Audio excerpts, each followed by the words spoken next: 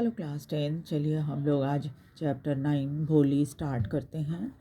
और आपकी footprint without feet का यह 9वां चैप्टर है। एंड चलिए थोड़ा इंट्रोडक्शन देख लेते हैं, क्या इंट्रोडक्शन में बताया गया है आपको। फ्रॉम हर चाइल्डहुड भोली was neglected at home.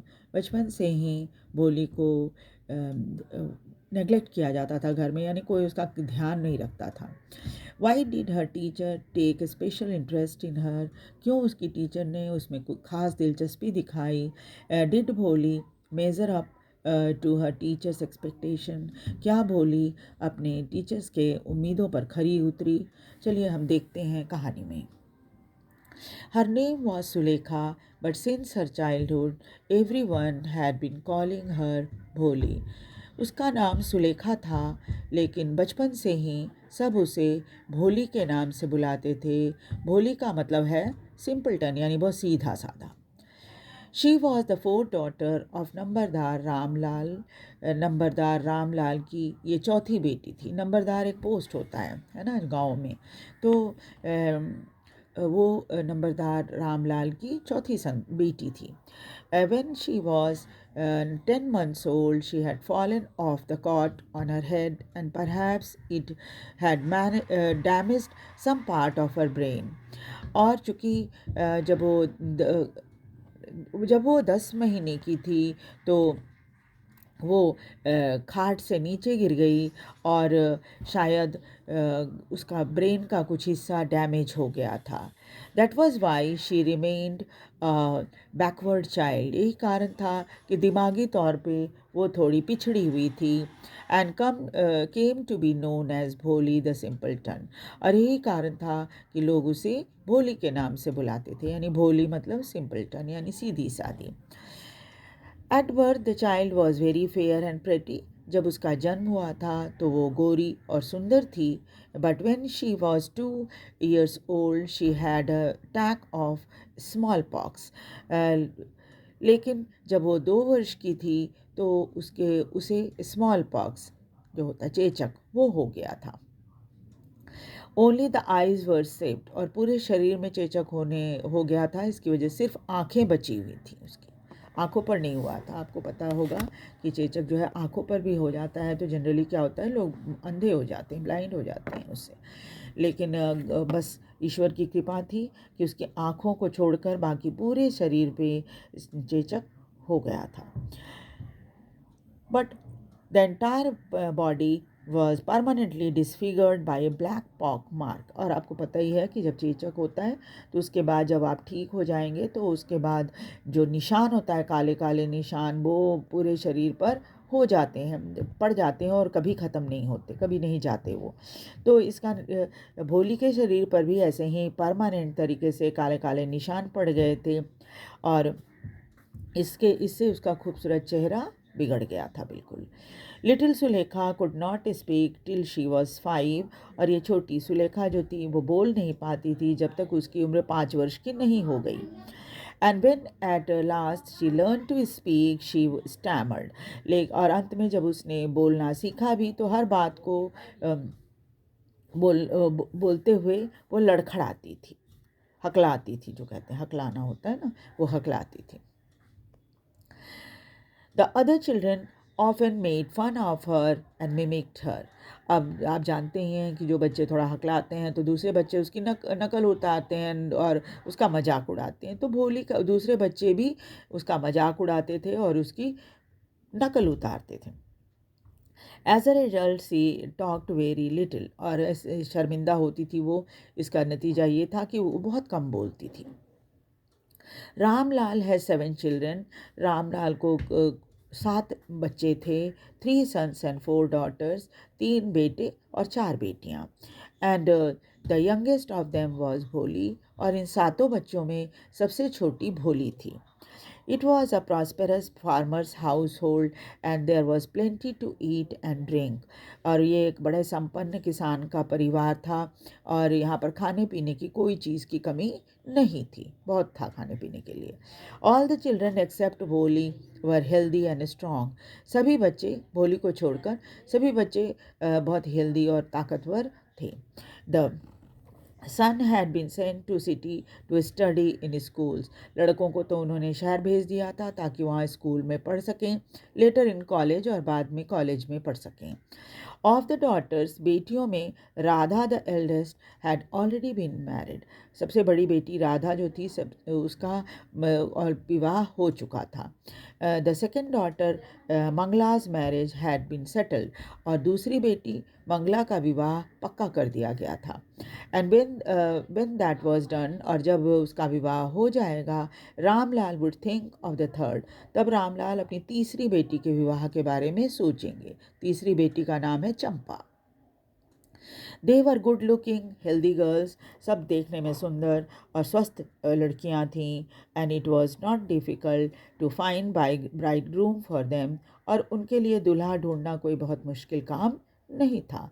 But Ramlal was worried about भोली। लेकिन रामलाल भोली के लिए चिंतित थे। She had neither good looks nor intelligence. न ही वो देखने में अच्छी थी, सुंदर थी, और न ही इंटेलिजेंट थी। Bholi was 7 year old when Mangala was married. Bholi 7 वर्ष की थी जब उसकी बड़ी बहन मंगला का विवाह हो गया। The same year a primary school for girls was opened in their village. और उसी साल गांव में एक प्राइमरी स्कूल लड़कियों का खुला। The tahsildar sahib came to perform its opening ceremony. और उसके इनाग्रेशन के लिए तहसीलदार साहेब आए थे ओपनिंग सेरेमनी में। He said to Ramlal, as a revenue official, you are the representative of the government in the village, and so you must set an example to the villagers. You must send your daughters to school। तब उन्होंने रामलाल से कहा कि आप तो revenue अधिकारी हैं सरकार के, और एक तरह से आप रिप्रेजेंटेटिव हैं सरकार के इस गांव में, तो आपको भी एक उदाहरण प्रस्तुत करना चाहिए गांव वालों के सामने, और अपनी बेटियों को स्कूल भेजना चाहिए। The night when Ramlal consulted his wife, she cried, "Are you crazy? If girls go to school, who will marry them?" जब रात में रामलाल ने इस बात का जिक्र किया, सलाह की अपनी पत्नी से, तो पत्नी चिल्लाने लग गई और उसने कहा कि तुम पागल हो क्या? अगर लड़कियां स्कूल जाएंगी तो उनसे विवाह कौन करेगा? But Ramlal had no courage to disobey tehsildar. लेकिन रामलाल में इतनी हिम्मत नहीं थी कि तहसीलदार साहब की बातों का वो उल्लंघन करे, यानी वो उनका कहना ना माने। At last his wife said, अंत में उसकी पत्नी ने कहा, I will tell you what to do. मैं बताती हूँ तुमको क्या करना चाहिए। सेंड भोली टू स्कूल। भोली को स्कूल भेज दो। As it is there is little chance of getting her getting married. चूँकि उसके विवाह की तो बहुत कम उम्मीद है। विथ हर अगली फेस, बदसूरत चेहरा है, लैक ऑफ सेंस, दिमाग भी सही नहीं है। Let the teacher at the school worry about her. तो जब वहाँ स्कूल जाएगी तो टीचर चिंता करेंगी उसके बारे में कि कैसे उसको रखना है, कैसे पढ़ाना है, कैसे सिखाना है। The next day, Ramlal caught Bholi by hand and said, "Come with me, I will take you to school."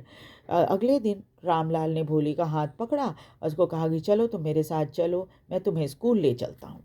भोली वॉज फ्राइटेंड। ये देखकर भोली डर गई। She did not know what a school was like। उसे पता भी नहीं था कि स्कूल कैसा होता है। And she remembered how a few days ago their old cow Lakshmi had been turned out of the house and sold। उसे याद आया कि उसके कुछ ही दिन पहले उसकी बूढ़ी गाय लक्ष्मी को घर से बाहर निकाला गया और उसे बेच दिया गया था। No, no, no, no, no, no, no, no, she shouted in terror and pulled her hand away from her father's grip। तो वो नहीं नहीं नहीं नहीं चिल्लाने लगी और डर के मारे और हाथ खींच लिया, जो पिता ने हाथ पकड़ रखा था ना, उस हाथ को खींच लिया। What is the matter with you, you fool? shouted Ramlal. तो रामलाल ने कहा, क्या है, क्या बात है, वो ही है तुमको, बेवकूफ़ लड़की। I am only taking you to school. मैं तो तुम्हें सिर्फ स्कूल ले जा रहा हूँ। Then he told his wife. फिर उन्होंने अपनी पत्नी को कहा, let her wear some decent clothes today. चलो उसको कुछ अच्छा कपड़ा आज पहना दो। Or else what will teacher and other school girls think of us when they see her. नहीं तो फिर टीचर और दूसरे बच्चे लड़कियां जो होंगी वो हमारे बारे में क्या सोचेंगी जब वो उसको देखेंगी तो। New clothes had never been made for Bholi. Bholi के लिए तो कभी नए कपड़े बनते नहीं थे। The old dresses of her sisters were passed on to her. और उसके जो बड़ी बहनों के जो पुराने कपड़े होते थे वो उसे पहनने के लिए दे दिए जाते थे। No one care to mend or wash her clothes. कोई भी चिंता नहीं करता कि उसके कपड़े फटे हैं तो उसको सिल दें या फिर उसके कपड़े धो दें। But today she was lucky to receive a clean dress. लेकिन आज वो बड़ी लकी थी, भाग्यशाली थी कि उसे आज साफ कपड़े मिले थे पहनने के लिए। Which had shrunk for after many washings, जो कि कई बार धुलने के कारण सिकुड़ गए थे। एंड नो लॉन्गर फिटेड चंपा, और अब चंपा को बिल्कुल फिट नहीं होते थे। शी वॉज इवन बेद, कहा उस दिन तो उसे और नहाया भी गया। Oil was rubbed into her dry and matted hair, और उसके बिखरे रूखे बालों पर तेल भी लगाया गया। Only then did she began to believe that she was being taken to a place better than her home। और तब उसे इस बात का विश्वास होने लगा कि कम से कम उसे आज तो एक ऐसी जगह पर ले जाया जा रहा है जो घर से ज़्यादा अच्छा है। When they reached the school, the children were already in their classroom। जब वो स्कूल पहुँचे तो बच्चे जो थे ऑलरेडी अपनी क्लास में बैठ गए थे। Ramlal handed over the daughter to the headmistress. Ramlal ने अपनी बेटी का हाथ हेडमिस्ट्रेस को दे दिया। लेफ्ट अलोन, अब भोली अकेली रह गई थी। The poor girl looked about her with her fear stricken with fear laden eyes. और वो इधर उधर देख रही थी कि क्या वहाँ पर है, और डर लग रहा था उसे, डर रही थी वो, डर के मारे चारों तरफ इधर उधर देख रही थी। देयर वर सेवरल रूम, वहाँ तो बहुत सारे कमरे थे।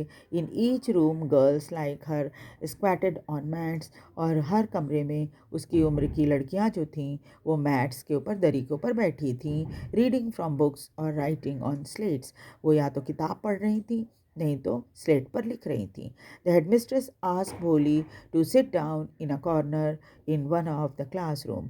हेडमिस्ट्रेस ने भोली को एक कोने में ले जाकर बिठा दिया एक क्लासरूम में, और उसको कहा कि तुम यहीं पर बैठ जाओ। तो नेक्स्ट क्लास में हम आगे की स्टोरी करेंगे।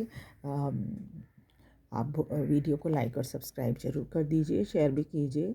Thank you very much.